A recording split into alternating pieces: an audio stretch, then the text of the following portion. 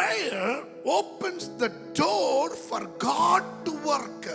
ಒಂದು ಸಾರಿ ಒಂದು ಪಾಸ್ಟ್ರು ಬಹಳ ದೂರದಲ್ಲಿ ಸೇವೆ ಮಾಡಿ, ಆಗಿನ ಕಾಲದಲ್ಲಿ ವಾಹನ ಸೌಕರ್ಯ ಇರಲಿಲ್ಲ, ದಣಿದು ಒಂದು 12 ಗಂಟೆಗೆ ಮನೆಗೆ ಬರ್ತಾರೆ.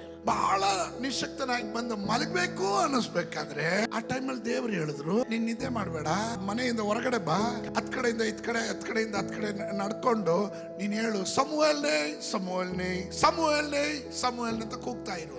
ಇವನು ಕೂಗ್ತಾನೆ ಇದ್ದಾನೆ. ರಾತ್ರಿ 3 ಗಂಟೆ 4 ಗಂಟೆ ಆಯ್ತು. ದೇವರಾತ್ಮನ ಹೇಳಿದ್ರು ಸಮುವೇಲೆ ಸಮುವೇಲೆ ಅಂತ ಹೇಳು. 4:30 ಆಯ್ತು. ದೇವ್ರು ಹೇಳಿದ್ರು, ಈಗ ಹೋಗಿ ನೀನ್ ಮಲ್ಕೋ ಅಂದ್ರು. ಅವನ್ ಕಣ್ಣು ಮುಚ್ಚಿದೆ. ಅನ್ಯೂಶಲ್ ಆಗಿ 5 ಗಂಟೆಗೆ ಯಾರೋ ಬಂದು ಬಾಗಿಲು ತರ್ತಾ ಇದ್ದಾರೆ. ಬಾಗಿಲು ತೆಗೆದ್ರೆ ಒಬ್ಬ ಯೌವನಸ್ಥನ, ಅವನ ಕೈಯಲ್ಲಿ ಒಂದು ಹಗ್ಗ, ಸುತ್ಕೊಂಡಿರೋ ಹಗ್ಗ ಇದೆ.